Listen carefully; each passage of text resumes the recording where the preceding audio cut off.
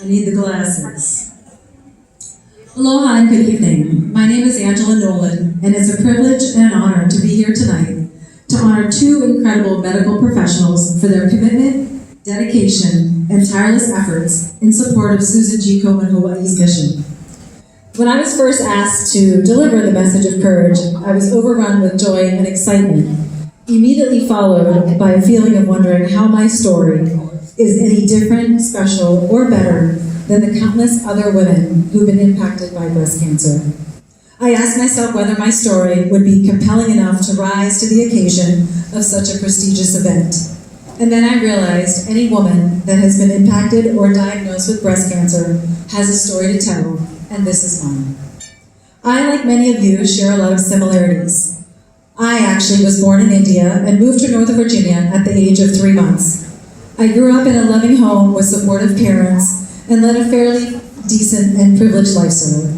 We traveled I never wanted or needed, and I was genuinely happy.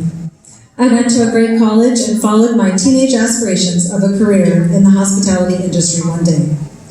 After graduating from college, I boarded a jet plane for the island of Maui, where I landed a job at the Westin Maui Resort and Spa as a management trainee.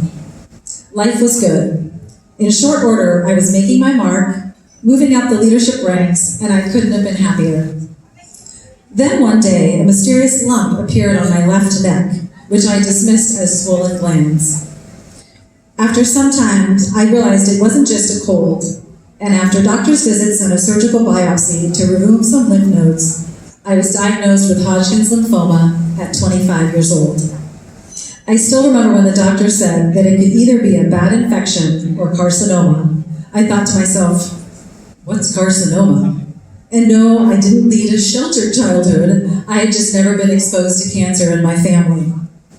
After multiple tests conducted at Stanford Medical Center, my parents and I returned to Hawaii to begin my treatment plan. It was then I was introduced to my first angel in my cancer journey, Dr. William Louie. A humble, gentle soul who cared to know who I was, found ways to weave humor into the conversation, despite the heaviness of it all, and made a scary journey ahead just a little brighter.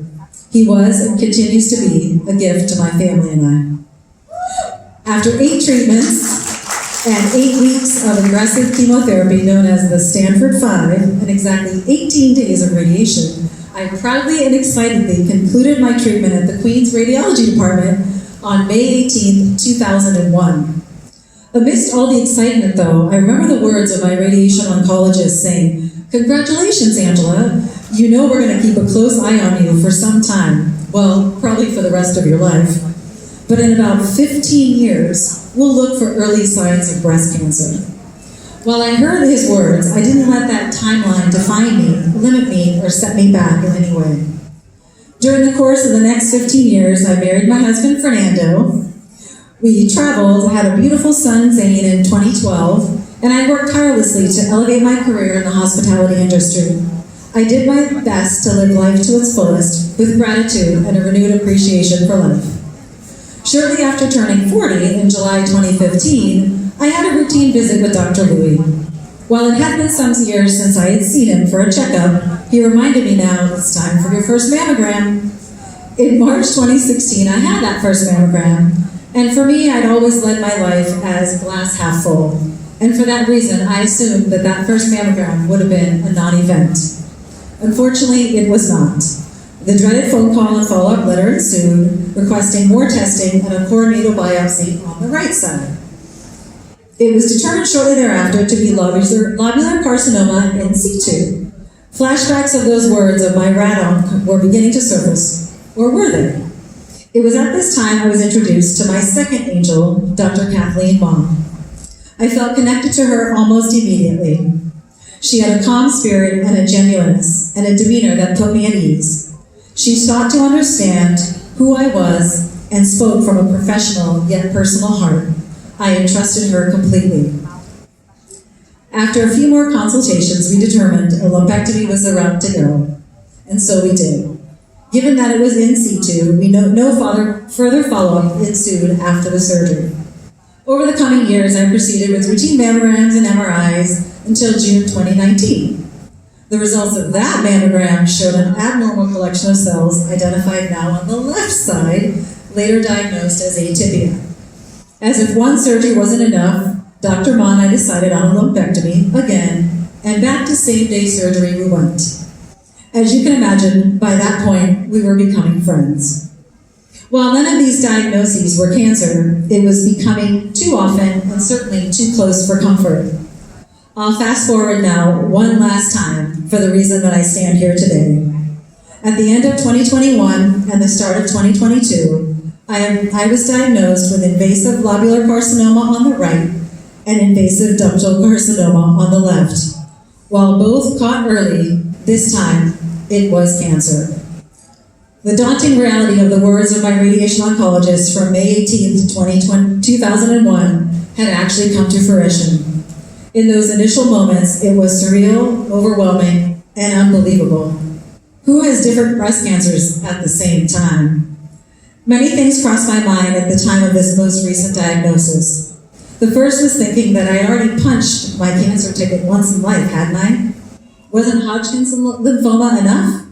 How could I possibly have to do this again? And should someone really have to have battled cancer more than once in a lifetime? But I realized quickly that it wasn't about punching tickets, drawing straws, or what's fair or not fair. I accepted that this was my story, and this was just the next chapter. No questions, no doubt, and no fear. It was abundantly clear, after initial discussions with Dr. Ma and Dr. Louie, that a mastectomy was in the cards. The question was whether it would be a single or bilateral. Given my history, we quickly collectively decided that the optimal route would be a bilateral mastectomy with reconstruction. For Dr. Ma, this would be her third time at it. I did tell her that as much as I enjoy seeing her, that we have to stop meeting like this. There has to be some place better than the operating room. So with that, we set a date for February 16, 2022. It was at this time that I was introduced to my third angel, Dr. Vincent Nett. He knew I didn't know the first thing about reconstructive plastic surgery, and I certainly didn't know what an expander was. Above the muscle, below the muscle, what the heck does that mean? But he took the time to help me understand the process of immediate reconstruction, talk through the options, did his best to prepare me for that day. And with the help of his amazing wife, Antoinette, I can tell you that they did exactly that, and they do to this day. Now, if you ask Dr. Nib, he'll tell you that I'm one of those patients that likely keep him up at night, especially when I talk about going in the sun. And that I may even give him a headache or two. But very much like Dr. Ma, his heart, his care, his passion for the cause, and desire to ensure the best care for his patients is one of the many reasons he too is being so deservingly honored tonight. When I was told that Dr. Ma and Dr. Nib were the recipients of this incredible distinction this year, I thought, what are the chances? How could it be both of them this year of all years? And then I thought, the timing of this and my connection to them is exactly how it's meant to be. Through their collective knowledge, through their compassion, through their laughter and their abundant care, I feel uniquely blessed. A doctor once told me that radiation was the gift that keeps on giving. Whether my breast cancer is related to that or not, somehow didn't matter anymore. That was my fate to overcome. So for me, I leaned into my doctors and trusted them emphatically. I believe in the care we were providing, and I chose life. Trusted organizations like Susan G. Komen provided a platform to gather information, research questions, all to understand what everything meant. And I know we're all here tonight to show our support, belief, and trust in the incredible work they do to support breast cancer research, treatment, survivorship, families, and a vision of a world without breast cancer. I share my story tonight not because I want people to feel sadness, not because I want sympathy or tears, but rather I hope to serve as an inspiration and a reminder that with hope, faith, and prayer, all things are possible. I've been touched by so many people along my journey who will forever remain in my heart, from nurses to care staff, far too many to mention. They have all brought me joy in times of darkness, and for that my heart will remain forever full. My hope is in that some way my story of perseverance and positivity in times of adversity can help even just one human who needs to hear it. To hear that the path to surviving isn't easy. It has its missteps and its setbacks. But in the end, we have to remember that difficult roads can lead to beautiful destinations. I have a sign in my office that I read every day, and it says, "There are far better things ahead than any we leave behind." And that's how I choose to live life. But before I end tonight, I'd be remiss if I didn't acknowledge my fourth angel, my husband.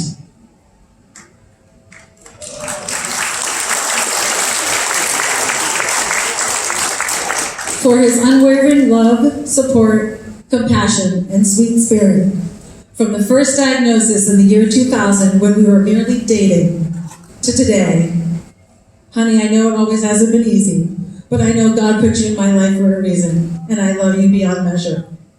So I leave you tonight with a grateful heart, a bright future, and a deep appreciation for my incredible treatment team that could not be measured or put into words. I do know with every cell in my body that today I stand here, like I did in 2001, as a cancer survivor. Mahalo from the bottom of my heart for allowing me to share my story.